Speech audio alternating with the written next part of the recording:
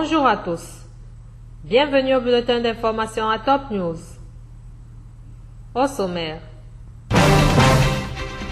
Moualem sera en Russie pour une visite de travail. Kahwaji, l'armée a réussi à déjouer un plan visant à brûler le Liban. Décès de la diva libanaise Sabah. Mesdames et messieurs, voici les détails. Sur invitation du ministre russe des Affaires étrangères Sergei Lavrov, le ministre syrien des Affaires étrangères et des expatriés Walid Al-Moualem est arrivé aujourd'hui à Sochi pour une visite de travail de 2 jours en Russie. Monsieur Moualem est accompagné de Madame Bouteina Shaban, conseillère politique et médiatique de la présidence de la République, Dr Faisal Mekdad, vice-ministre des Affaires étrangères et des expatriés, Monsieur Ayman Sousa, ministre adjoint des Affaires étrangères, Monsieur Riyad Haddad, ambassadeur de Syrie à Moscou, et Monsieur Ahmad Arnous, conseiller du ministre. Le ministère russe des Affaires étrangères a déclaré que le ministre des Affaires étrangères Walid Al-Moualem et sa délégation effectueront les 26 et 27 du mois en cours une visite de travail en Russie fédérale, toujours sur invitation de son homologue russe Sergei Lavrov. L'armée arabe syrienne a ouvert un nouveau front dans le gouvernorat d'Idlib, dont la province se trouve sous la coupe de la branche armée d'Al-Qaïda en Syrie, le front Al-Nosra. Selon le site d'information libanais Al-Haddad News, elle y a lancé une bataille pour reprendre la ville stratégique de Khan Sheikhoun, en bombardant sa province sud, et ce sous le commandement du haut officier le général Souré Al-Hassan, du nom de guerre Nem Tigre, et connu sous ses exploits dans le gouvernorat de Hama, dans laquelle il s'est distingué, ainsi que ses hommes en reprenant la ville stratégique de Morek. L'avancée de l'armée est la première du genre en l'espace de 3 années dans ce gouvernorat, où seule la ville d'Idlib échappe au contrôle des miliciens. Liban.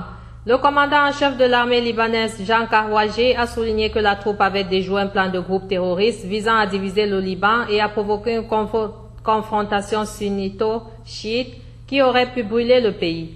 L'armée a accompli de grandes réalisations, a déclaré le général Jean Kahwaji, cité par le quotidien As-Safi dans son édition de ce mercredi.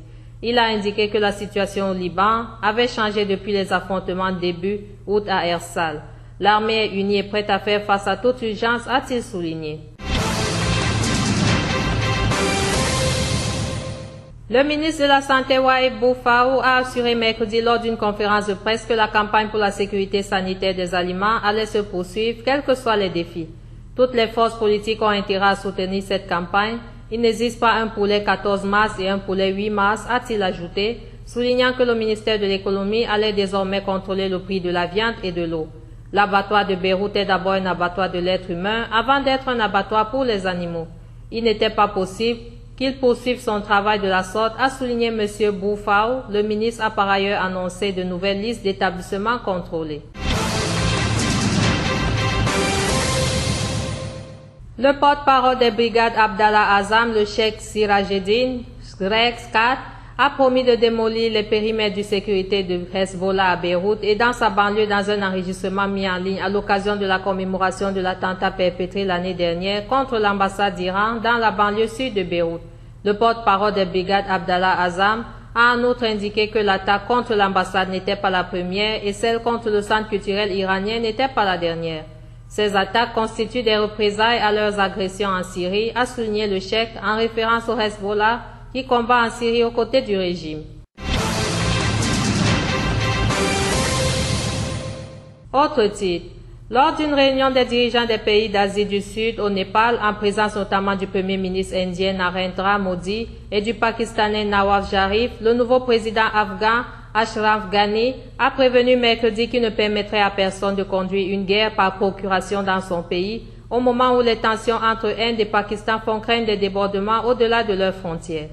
L'Inde et le Pakistan, 2 puissances nucléaires rivales nées de la partition des Indes britanniques en 1947, ont régulièrement par le passé déplacé leurs affrontements en Afghanistan.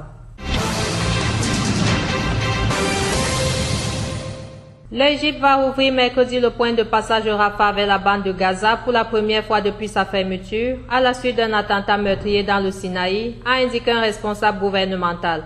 Rafah, seul point de passage reliant le territoire palestinien au reste du monde qui ne soit pas contrôlé par Israël, sera ouvert de midi, 10h GMT à 16h, 14h GMT, mercredi et jeudi, a précisé le responsable.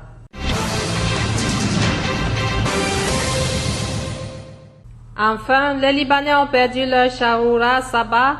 La grande diva de la chanson libanaise s'est éteinte dans la nuit chez elle. Elle avait 87 ans. Sabah Charoura, comme on aimait appeler, était pour la plupart des Libanais leur star, une fierté nationale. Sabah était une grande dame de la chanson libanaise qui lui a donné une base, un folklore, une gaieté et des couleurs. Au cours de sa carrière, Sabah a offert à son public plus de 3000 chansons et une centaine de films. Elle a aussi foulé les plus grandes scènes du monde, l'Olympia, l'Adbert Hall, l'UNESCO et bien sûr Baalbek. Les obsèques de la chanteuse libanaise Sabah, décédée mercredi, auront lieu dimanche à 11h à la cathédrale maronite Saint-Georges, au centre-ville de Beyrouth. Des funérailles nationales et populaires auront lieu dans son village d'origine à Dadoun, dimanche à 14h. Les condoléances seront reçues dimanche, lundi et mardi dans le salon de la cathédrale Saint-Georges de 11h à 18h. Merci à vous qui nous suivez de Beyrouth et partout ailleurs. Bulletin présenté par Anna et Kame.